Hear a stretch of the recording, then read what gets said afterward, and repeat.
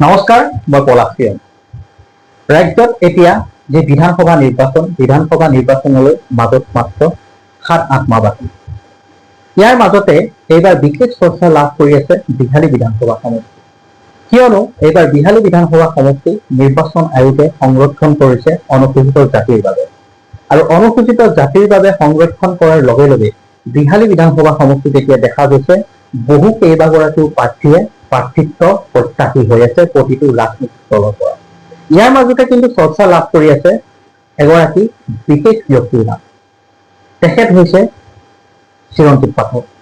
এই চিৰঞ্জীৱ পাঠকৰ কাষত আজি আমি উপস্থিত আছো। তেখেতৰ পৰা কিছু কথা জানিম, তেখেতৰ পৰা কিছু কথা আমি জানিবলৈ চেষ্টা কৰিম আৰু আপোনালোককো জনাবলৈ আমি প্ৰয়াস কৰিম। নমস্কাৰ, আপোনাক আমাৰ এই অনুষ্ঠানলৈ স্বাগতম জনাইছো।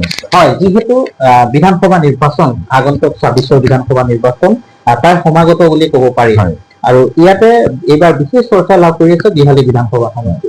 কিন্তু বিহালী বিধানসভা সমষ্টি চৰ্চা লাভ কৰাৰ লগে লগে আপোনাৰ নামটো বিশেষকৈ আহিছে বিজেপি দলৰ টিকেট প্ৰত্যাশীত আপোনাৰ এক নম্বৰতে আছে বুলি ক'লেও ভুল নহ'ব। ৰাইজৰ আশীৰ্বাদ। কিন্তু ৰাইজে আপোনাক বিচাৰিছে আৰু কিছু লোকে ক'ব বিচাৰে যে আপুনি চালানী বুলি কিছু লোকৰ মাজত মন্তব্য হয়। এইখিনি কথা পাতিম, কিন্তু ইয়াৰ মাজতে প্ৰথমে আপোনাক জানিব বিচাৰিম যে আপুনি ৰাজনীতি জীৱন কেনেকৈ আৰম্ভ কৰিলে? ৰাজনীতি মই দংগলতে পঢ়া। প্ৰথমতে মোৰ নিজে পৰিচয়টো দি লোৱাটো উচিত হ'ব, যিহেতু মই চিৰঞ্জীৱ পাঠক, মই বিজেপিৰ ৰাজ্যিক উপ-সভাপতি এছ চি মোৰ্চাৰ। মোৰ জন্ম হ'ল তেজপুৰত। তেজপুৰতে ডাঙৰ দীঘল হ'লোঁ। দণ্ডস্থ কৰি পেলাই দংগলতে পঢ়িলোঁ। পঢ়ি পেলাই বিকম আছিলে, মেনেজমেণ্ট অনাৰ্ছ লৈ থাকিলোঁ। কলেজ লাইফত তেতিয়া ইলেকশ্যন এটা হাৱা এটা থাকে আমাৰ কলেজৰ ইলেকশ্যনত, তেতিয়া মই ADS কৰিছিলোঁ। সেইখিনি খেলি থাকোঁতে তাত দেউতা সেইখিনি সময়তে ঢুকালে। তাৰপিছত ইলেকশ্যনটো খেলি খেলি আধাত এৰি ওলাই আহিছিলে। মই সেইখিনি অকণমান আৰম্ভণি এটা হৈছিলে মোৰ তাৰমানে ৰাজনীতিৰ ক্ষেত্ৰত। তাৰপিছত পঢ়াত গুৰুত্ব দি পেলাই বাহিৰলৈ গ'লোঁ। বাহিৰত পঢ়া শুনা কৰি বাহিৰত মানে গুৱাহাটীতেই তাতে চাকৰি কাৰ্যকাল কৰি যিহেতু মই বেংকত আছিলোঁ, বেংকত মই আগৰ পৰা থকা পাই মই তাৰমানে সমাজৰ লগত অকণ জড়িত। থাকোঁতে মই এদিন ভিতৰ পাই আহিলোঁ, মই চাকৰি এৰো। মই ডাইৰেক্ট যিহেতু মই সনাতনী, মই মোৰ চকুত এটাই দল দেখি পাওঁ, সেইটো হ'ল বিজেপি দল।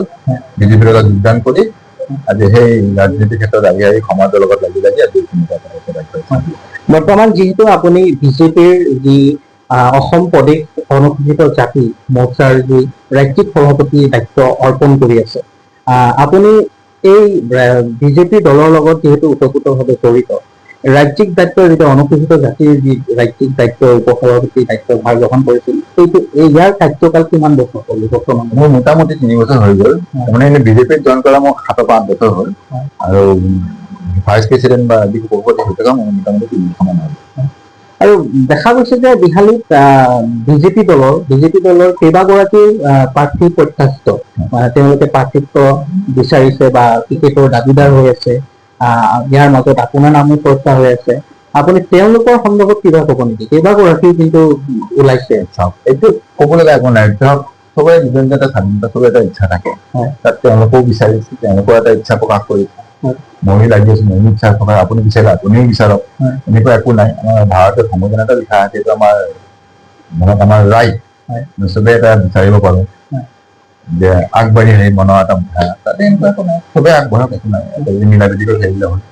কিন্তু কিছু ৰাইজৰ মাজত বা কিছু লোক, ৰাইজ বুলি মই ক'ব নিবিচাৰো, কিছু লোকৰ মাজত আপোনাৰ নামটোক লৈ বা আপোনাক লৈ যে চৰ্চা হয় যে এখেত চালানী, এখেত বাহিৰৰ মানুহ, বিহালী স্থানীয় মানুহ নহয়, বিহালী তেখেতৰ অৱদান কি, এনেধৰণৰ কিছুমান প্ৰশ্ন উত্থাপন হয়। সামাজিক মাধ্যমতো আমি দেখা পাইছো। এই সন্দৰ্ভত আপুনি কিবা ক'ব নেকি? প্ৰথম কথা, যিসকলে কৈছে তেওঁলোকে সংবিধানখন নাজানে। আমাৰ বি আৰ আম্বেদকাৰ যেতিয়া আমাৰ কনষ্টিটিউশ্যন লিখিছিলে, সংবিধানখন লিখিছিলে, তাত লিখি দিছে ভাৰতীয় নাগৰিক এজনে, মই যে আজি চিৰঞ্জীৱ পাঠক, মই যদি দিল্লী গভৰ্ণমেণ্ট মাতি থাকে, তাত যদি মই ভাল ফিল্ড থাকে, মই তাতো গৈ খেলিব পাৰো ইলেকশ্যন। তাত এনেকুৱা নাই। চালানীটো কোনটোক কয়? এতিয়া মই এজন অসমীয়া খিলঞ্জীয়া ল'ৰা, মই অসমীয়া খিলঞ্জীয়াকে যদি আমাৰ অসমীয়া ল'ৰা যদি চালানী বুলি কয়, বাহিৰা মানুহখিনি শান্তিয়ে পাব। সেই কিছুমান থাকে ধৰক মানুহ এনেকুৱা জীৱন ল'ৰা কম বা মানুহ কম, এইটো এটা তেওঁলোকৰ এটা মানসিক এটা অসুবিধা আছে যে তেওঁলোকে অসমীয়া এজনকে চালানী বুলি ক'ব বিচাৰে। তাত মোৰ ক'ব লগা একো নাই, তেওঁলোকৰ নিজৰ ইচ্ছা কৰিব পাৰে। আজি তেওঁক মই কৰিছো, তেওঁলোকে যদি কালি পৰহি যদি তেজপুৰ গুৱাহাটীত যদি চাকৰি কৰিব যায়, ইণ্টাৰভিউ দিয়া এখন যদি সোধে আপোনাৰতো চালানী, আপুনি গুৱাহাটী নাহে, তেওঁলোকে কেনেকুৱা লাগিব? এইটো কথা তেওঁলোকে অকণ ভাবিব লাগে। আৰু ইয়াৰ মাজতে এটা আৰু কৈ দিওঁ, মোৰ ইয়াতে ঘৰ লোৱা হ'ল, ভতুং ইয়াতে, মইতো বিহালীৰে বাসিন্দা, এইটো চালানী নহয়। যিসকলে চালানী বুলি আপোনাক কৈছে তেওঁলোকৰ ধাৰণাটো ভুল, ধাৰণাটো ভুল বুলি ক'ব, 100% ভুল ধাৰণা। আৰু ইয়াতে এটা কথাৰ চৰ্চা হয়, বিজেপি দলত লবি কেন্দ্ৰিক বুলি কয়। আৰু বিহালীত বিশেষকৈ আমি দেখিছো আগৰ নিৰ্বাচন সময়তো কিন্তু কিছু লবি কেন্দ্ৰিক নোহোৱা নহয়, লবি কেন্দ্ৰিক হয়। ইয়াত তাৰ প্ৰভাৱ পৰিব নেকি? পল্লৱ লিখন, ধৰক ৰঞ্জিত দত্ত, এনেকুৱা কিবা প্ৰভাৱ পৰিব বুলি ভাবি? নাই, এনেকুৱা একো নহয়। কাৰণ আছিল অলপ ভাৱত, আপুনি ঠিকে কৈছিল, এইটো চবেই জানে, এইটো মই মিছা কথা নহয় বুলি কৈ লাভ নাই। পিছে এতিয়া আমাৰ যিহেতু আমাৰ মাননীয় আমাৰ ৰাজ্যিক সভাপতি দিলীপ ডাঙৰীয়া যিটো হিচাপত নেতৃত্বত লৈ গৈ আছে, মাননীয় আমাৰ মুখ্যমন্ত্ৰীৰা, আমাৰ SC মিনিষ্টাৰ পীযুষ দা যোনটো হিচাপত লৈ গৈছে, এইবাৰ এনেকুৱা একো খেলি মেলি হ'ব নালাগে। ধুনীয়াকে দলেও ভাবিছে যে এজন ভাল প্ৰাৰ্থী আহক, সমষ্টিখিনিৰ কাৰণে উন্নয়ন কৰক, ৰাইজৰ কাৰণে একদম 24/7 তেওঁলোকৰ লগত থাকক, এনেকুৱা যেন প্ৰাৰ্থী বিচাৰিছে লবিবাজিত হ'ব নালাগে যে মই আশা কৰিছো, নহয়। হয়, যিকি নহওক, আপুনি যদিহে ভৱিষ্যতে বিজেপি দলৰ টিকেট পাই যদি প্ৰতিদ্বন্দ্বিতা আগবঢ়ায় বা বিজেপি দলৰ পৰা আপুনি বিহালীৰ যদি ভৱিষ্যতে যদি বিধায়ক হয়, প্ৰথম আপোনাৰ বিহালীৰ কাম কি হ'ব? বিহালীৰ প্ৰথম কাম আপুনি কি কৰিব বিধায়ক হিচাপে? প্ৰথম কাম মোৰ ধৰক, মোৰ এনেকুৱা অলৰেডি মই মেনিফেষ্ট বনাই ৰাখিছো। প্ৰথম কাম মোৰ যদি মই ল'ব যাওঁ, মই প্ৰায়ৰিটি লওঁ সদায় এডুকেশ্যনত। এডুকেশ্যন মোৰ প্ৰথম প্ৰায়ৰিটি থাকে। এখন সমাজ এখন যদি ডেভেলপ কৰিব বিচাৰে, উন্নয়ন কৰিব বিচাৰে, সেই সমাজখনৰ ভিতৰত চব গ্ৰেজুৱেট মাষ্টাৰ্ছ ল'ৰা-ছোৱালী থাকিব লাগিব, তেতিয়া এখন ছ'চাইটি ডেভেলপ হয়। ছেকেণ্ডলি হৈ গ'ল হেল্থ এতিয়া বহুত দৰকাৰ। মই ইয়াত দেখিছো কিবা এটা এক্সিডেণ্ট এটা হ'ব, আমাৰ নাম নকওঁ, হোটেলত চিলিণ্ডাৰ নাথাকে, পেচেণ্টজনক TMC লৈকে লৈ নাপায়, আধা ৰাস্তাতে তেওঁ ডেথ হ'ব লগা হয়। হেল্থ এটা আছে। থাৰ্ডটো হৈ গ'ল এটা আমাৰ এনেকুৱা এটা ধৰক আছে, মই তাৰ প্ৰগ্ৰামখিনি মই আপোনালোকক ডিছকাছ নকৰোঁ এতিয়া। ৰেভিনিউ বেছ, ৰেভিনিউ এটা আমি ভাল সুবিধা কৰিব লাগিব যেন বিহালী ৰাইজখিনিৰ ভিতৰত আমাৰ ৰেভিনিউটো ভাল জেনেৰেট হয়, যেন আমি গভৰ্ণমেণ্টক ৰেভিনিউটো ভাল দিব পাৰোঁ। সেই ৰেভিনিউ যিমান আমি কালেকশ্যন কৰি গভৰ্ণমেণ্টক দিব পাৰিম, সিমান আমাৰ বিহালীখন ডেভেলপ হ'ব। আছে, বহুত আছে। মই ধৰক এতিয়া গোটেইখিনি আপোনাক খোলা কিতাপ কৰি দিব নোৱাৰো, কাৰণ মই লাষ্ট টাইম মোৰ বাই ইলেকশ্যনত এটা বাইক দিওঁতে মোৰ A to Z যিখিনি মই পৰিকল্পনা লৈ মই আহিছিলো, সেইখিনি এনেকুৱা কপি পেষ্ট কৰি বেলেগ এজনে বাইক দিয়া হৈছিলে। সেইকাৰণে ধৰক অলপমান চিকিৎসা মেইনটেইন কৰাটো মই বিচাৰো অলপমান। স্থানীয় বিহালীৰ যি স্থানীয় যি বিজেপিৰ দলীয় কৰ্মকৰ্তাসকল আছে, কৰ্মকৰ্তাসকলৰ পৰা আপোনাৰ তেওঁলোকৰ পৰা কেনেধৰণৰ সঁহাৰি লাভ? ভালে পাই আছো। ধৰক তাৰ মাজত এজন দুজন থাকে, এইখিনি কৰি লাভ নাই। বাকী সমৰ্থন আছে, ৰাইজৰো সমৰ্থন আছে, সভাপতিৰো ভালকে আছে, চাপত বিধায়ক ছাৰৰো আছে, MP ছাৰৰো ধৰক আছে, এনেকুৱা একো নাই। বাই ইলেকশ্যনতো আপোনাৰ নামটো চৰ্চা হৈছিলে, আহিছিলে, হয়। কিন্তু কিয় কিবা মানে চাওক, সেইখিনি সময়ত SC 26 কৰাৰ কথা আছিলে, আৰু দলে ভাবিলে যে আমাৰ দিগন্ত দা, আমাৰ যিহেতু বৰ্তমান বিধায়ক, তেওঁ যে বহুত পুৰণি কাৰ্যকৰ্তা, তেওঁ বিজেপিৰ বেয়া দিনতো আছিলে, ভাল দিনতো আছে, থাকিব ভৱিষ্যতে। সেইকাৰণে দলে ভাবিলে, তেওঁ আগতে এবাৰ MLA খেলিছিলে, মানে দুবাৰ, আমাৰ প্ৰেচিডেণ্ট দুপৰী মম ডাঙৰীয়া আহি পেলাই তেওঁ কেম্পেইনিং কৰিছিলে। দলে ভাবিলে যে আমাৰ দল, বিজেপি দলটো এনেকুৱা কাকোকে তাৰমানে বিট্ৰে নকৰে। আজি দিগন্ত দাৰ ইমান বছৰ দলৰ অভিযান আছিলে, ইমান গোটেই বছৰ দিলে, তেওঁক এবাৰ সেইকাৰণে এটা সন্মান এটা দি পেলাই তেওঁক বিধায়ক কৰি আমাৰ লৈ গ'ল দিছপুৰলৈ। এইখিনিতে এটা প্ৰশ্ন সোধো, যে উত্থাপন হয় আমাৰ মাজত নহয়, ৰাইজৰ মাজত। আমি যেতিয়া ৰাইজৰ বাতৰি সম্প্ৰচাৰ কৰিব গ'লে, বাতৰি সন্ধানত গ'লে কিছু লোকৰ মাজত আমি শুনা পাওঁ যে আমি বাহিৰৰ, ধৰি লওক দিগন্ত ঘাটোৱাৰ কথাই ক'লো, মই পোনপটীয়াকৈ ক'ব বিচাৰিছো, তেখেতক আমি বিধায়ক হিচাপে বিহালী, কিন্তু তেখেতক এতিয়া আমি দেখা নাপাওঁ। আপোনাৰ কথাও কিন্তু তেনেকুৱা হয়, তেখেতটো তেজপুৰৰ মানুহ, তেখেত আহিছে, তেখেতক যদি ভোট দি আমি জিকাওঁ, তেখেতো তেনেকুৱা কৰিব নেকি? বিহালী মানুহে দেখা নাপাব নেকি? এনেকুৱা কিছুমান কিন্তু প্ৰশ্ন উত্থাপন হয়। এই সন্দৰ্ভত কিবা ক'ব নেকি? প্ৰথম কথা, দিগন্ত দা 1.5 বছৰ কাৰণে আহিছিলে, 1.5 বছৰ চাওঁতে গ'লেই, আৰু 5-6 মাহ মান আছে বছৰ পাৰ হৈ গ'ল। তেওঁ নেক্সট প্লেনৰ কাৰণে তেওঁ বেলেগ এখন সমষ্টি ল'ব, মানে তাত তেওঁ ব্যস্ত হৈ যাব। আৰু মোৰ কথাটো হৈ গ'ল কি, মই ইয়াতে এতিয়া বাসিন্দা, মই ক'লো ঘৰ মাটি ইয়াতে লোৱা হ'ল, ভোটিং ইয়াতে লোৱা হ'ল। এতিয়া মোক অলৰেডি আগৰ পৰাও কৈছে, যিহেতু সমাজকৰ্মীত আহিছে, দলত আহিছে, এজন সমাজকৰ্মীৰ এটা প্ৰথম কামটো হৈ গ'ল 24/7 ৰাজ্যৰ লগত থকা আৰু আজিকালি আমাৰ এনেকুৱা নিয়ম কৰিছে আমাৰ যিসকল মাননীয় মন্ত্ৰী আছে তেওঁলোকে সমষ্টিতে থাকিব লাগিব কোনো এজন বিধায়ক মন্ত্ৰী ঘপককৈ গুৱাহাটী যাম বুলি যাব নোৱাৰে আৰু যেনেকৈ গুৱাহাটীত কোৱাৰ্টাৰত বহি থাকে বিহালী বা বেলেগ বেলেগ সমষ্টি মানুহ গৈ পেলাই তেওঁক লাইন ধৰি পেলাই লগ ধৰিব বিচাৰে এনেকুৱা নহয় বিধায়ক হওক মন্ত্ৰী হওক সমষ্টিত টাইম দিবই লাগিব সমষ্টিৰ লগত থাকিবই লাগিব সেইটো ওপৰৰ পৰা অলৰেডি আমাৰ ইনষ্ট্ৰাকশ্যন দিয়াও আছে আদেশ আছে সেইটো হিচাপতে ধৰক যেতিয়াই বিচাৰে ৰাইজে পাব বিহালীৰ ৰাজনীতি বুলি কোৱাৰ লগে লগে কিন্তু বিহালীৰ ৰাজনীতি বুলি কোৱাৰ লগে লগে টকা পইচাৰ লেনদেন অগাধ টকা পইচা থকা নেতা এনে টকা পইচা দি ভোট কিনা এনেকুৱা এটা পৰিৱেশ সৃষ্টি হোৱা দেখা পোৱা যায় ইলেকশ্যনৰ সময়ত কিন্তু এইটো বাই ইলেকশ্যনতো প্ৰতিফলন ঘটিছিলে মই এটা সৰু উদাহৰণ দিম কংগ্ৰেছৰ সময়ত মই নামেই কৰিছো কংগ্ৰেছৰ সময়ত চাকৰিৰ বেপাৰ হয়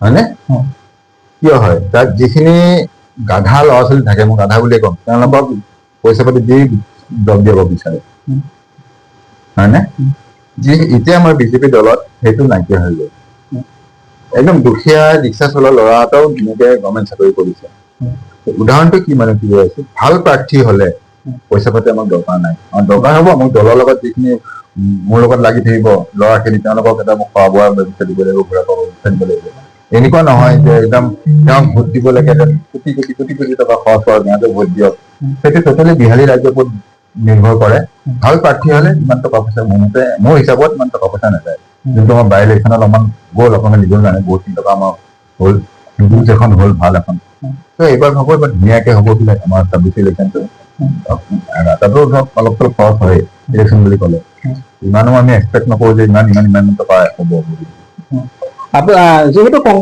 কংগ্ৰেছ দলে ইয়াত তেওঁলোকে তেওঁলোকৰ প্ৰাৰ্থী থিয় কৰাব বিহালীত কংগ্ৰেছৰ লগত যুঁজখন কেনেধৰণে হ'ব বুলি নাভাবোৱেই কিয় নাভাবোৱেই কংগ্ৰেছ শূন্য নেকি বিহালী শূন্য বুলি ঠিক ক'ব নাপাওঁ আমাৰ এতিয়া বিহালীত যদি আমি চাব যাওঁ ভোটাৰ চাব যাওঁ 2,22,000 মান আছে লাষ্ট ইলেকশ্যনত আমি যদি ভোটাৰ চাব যাওঁ কংগ্ৰেছৰ ভোটাৰ 22,000 মান আছিলে বাকী আপোনালোকে ক'ব পাৰে যে জয়ন্ত বৰা ইমান ভোট পালে কংগ্ৰেছৰ পৰা পিছে সেই ভোটটো কংগ্ৰেছে পোৱা নাই জয়ন্ত বৰাই পাইছিলে কিন্তু কংগ্ৰেছৰ নেতাৰ মাজত এতিয়া আলোচনা হৈ থাকে যে এইবাৰ বিজেপি উচ্ছেদ কৰিম বিহালীৰ পৰা বুলি এনেধৰণৰ কিছুমান মন্তব্য অসম্ভৱ তেওঁলোকে ক'ব পিছে ৰাইজে জানে নহয় দিল্লীত আমাৰ বিজেপি চৰকাৰ অসমত আমাৰ বিজেপি চৰকাৰ ইয়াত যদি কংগ্ৰেছ আহে আমাৰ বিহালীখনত ডেভেলপমেণ্ট কৰিবলৈ বহুত কাম আছে কিন্তু আৰু বেকৱাৰ্ড গুচি যাব পিছপিনে গুচি যাব কাৰণ চেণ্ট্ৰেলত যদি বিজেপি থাকিব গুৱাহাটীত আমাৰ অসমত বিজেপি আছে তাৰপৰা ফাণ্ড ক'ৰ পৰা আনিম আমি ৰাইজে এইখিনি বুজিব লাগে ৰাইজে বুজিব লাগে যে যদি বিহালীখন উন্নয়ন কৰিব লাগে একমাত্ৰ এটা দলে আছে বিজেপি দল থাকিলেহে আমি উন্নয়নত আগবাঢ়িব পাৰিম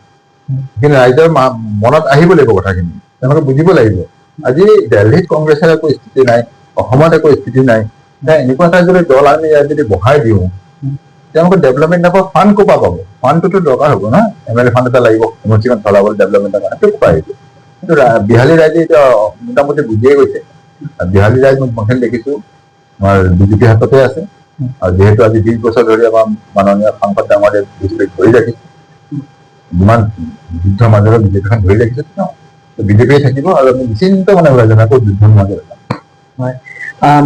আপুনি যিহেতু বিহালীত দেখা পাইছো প্ৰায় গছ পুলি ৰোপণ কৰি আছে বিহালীখন সেউজীয়া কৰাৰ এটা পৰিকল্পনা আপুনি হাতত লৈছে বৰ্তমানলৈকে আপুনি কেনেধৰণৰ সঁহাৰি পাইছে ৰাইজৰ পৰা গছ পুলি ৰোপণৰ ক্ষেত্ৰত বিহালীৰ কিমান ঠাইত আপুনি গছ পুলি প্ৰায় বিহালীত মোটামুটি মই 1600 বিঘা মাটি সেৱা কৰাই পেলাই 2,35,25 মান মই গছ পুলি বিতৰণ কৰিলো মোৰ যিহেতু মোৰ নিজৰ এটা NGO আছে আৰু এটা NGOৰ লগত মই তেওঁলোকৰ বৰ্ড অফ ডাইৰেক্টৰটো মই আছো তেওঁলোকৰ লগত যোগাযোগ কৰি তেওঁলোকে অকল গ্ৰীনাৰী ওপৰতে কাম কৰে যিহেতু আমাৰ এতিয়া গ্ল'বেলাইজেশ্যন ইমান বাঢ়ি গৈ আছে গৰম বাঢ়ি গৈ আছে বিহালীখনতো ইমান ধুনীয়া এটা পৰিৱেশ হৈ থাকে ইয়াত আমি দেখিছো ইটা ভাটাও আমাক লাগে 200তকৈ বেছি ইটা ভাটা দেখা যেন পাওঁ সেইটো কাৰণে আমাৰ পলিউশ্যন বহুত আহে মই ভাবিলো যে যিখিনি ৰাইজ আছে তেওঁলোকক যদি মই বিনামূলীয়াকৈ যদি গছ দিব পাৰোঁ গছ পুলি বিতৰণ কৰিব পাৰোঁ একো বেয়া কথা নহয় কাৰণ এটা সময়ত ইয়াত গছ কাটি চাফা হৈ গৈছিলে এতিয়া মই বিচাৰিছো যে সেই চাফা হোৱাখিনি যে আকৌ নতুনকৈ মানুহে আনক আকোৱালি লওক গছ পুলিটো আমি তেওঁলোকে সেইটোৱে কৈছো এটা বাচ্চা নিচাকে ট্ৰিট কৰক যেতিয়া গছজোপা ডাঙৰ হ'ব আপোনালোকে সেই গছজোপা আপোনালোকক এটা 2 পইচা এটা ইনকাম যিহেতু বিহালীত দেখা পোৱা যায় সাধাৰণতে পল্লৱ আৰু ৰঞ্জিত দত্ত ডাঙৰীয়া, তেওঁলোকৰ মাজত এটা বিসংবাদ আছে বুলি কয় বিজেপি দলত, কিন্তু কিমান সত্য বা কিমান যুক্তিপূৰ্ণ? এইবাৰতো আমি দেখা নাই, এতিয়া পল্লৱ দাও একেলগে ঘূৰিছে, ৰঞ্জিত দত্তও একেলগে ঘূৰিছে।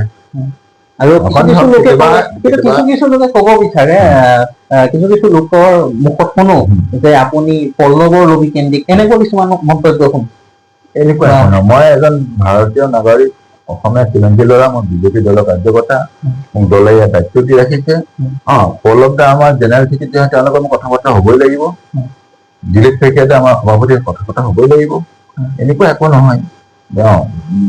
কোনোবাই ক'ব পাৰে বস্তুটো বিভাগ কৰাবলৈ, যেতিয়া পল্লৱ দাৰ মানুহ, ৰঞ্জিত দাৰ মানুহ, এইটো এটা দুষ্ট ধৰণৰ এটা সেই এনেকুৱা এটা মানুহ বা ৰাইজ থাকেই যে বস্তুটো ডেমেজ কৰিব বিচাৰে, যে এনেকুৱাত মই মানে টোটেলি ক্লিন হৈ আছো তেওঁলোকে। আৰু ধৰক সেইটোৱে কয় যে চালানী বুলি কয়, চালানী বুলি কথাই নাহে। আৰু পল্লৱ দাও আমাৰ পুৰণি আমাৰ দলৰ কাৰ্যকৰ্তা, আমাৰ বিহালীতে তেওঁ আছিলে, বিহালীখন বহুত ডেভেলপ কৰি থৈ গ'ল পল্লৱ দা।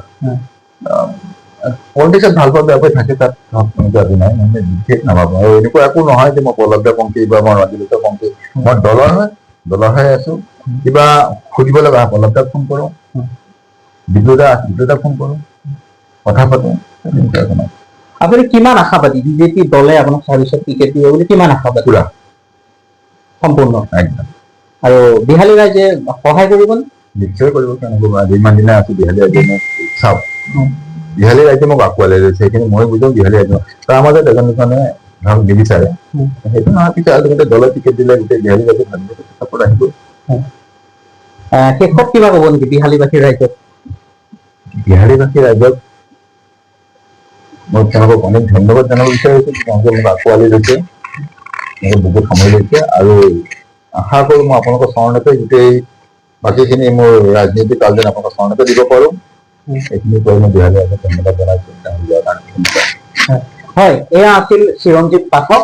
তেখেতে স্পষ্টভাৱে কৈছে তেখেত কোনো চালানী নহয়, তেখেতে বিহালীত নিজৰ ঘৰ বনাই লৈছে, তেখেতে বিহালীৰ এগৰাকী বাসিন্দা। আৰু যিসকল নেতাই চিৰঞ্জীৱ পাঠকক চালানী বুলি সামাজিক মাধ্যমত প্ৰচাৰ চলাই আছে, তেওঁলোকৰ কথাত বিহালীবাসী ৰাইজ যাতে ভুল নাযায়। তেখেত বিহালীৰ বাসিন্দা, তেখেতে কেইবাবছৰ ধৰি বিহালীত স্থায়ীভাৱে বসবাস কৰি আছে, আৰু তেখেতে 2026 চনৰ নিৰ্বাচনত বিজেপি দলৰ পৰা টিকেট প্ৰত্যাশী। আৰু তেখেতৰ এই ৰাজনৈতিক জীৱন ভৱিষ্যতে আগবাঢ়ি যাওক, তাৰে কামনা কৰিছো। আপোনালোকে চাই থাকিব বিহালী সংবাদ অসম। বিশ্বনাথৰ পৰা মই পলাশ প্ৰিয়ম, ধন্যবাদ।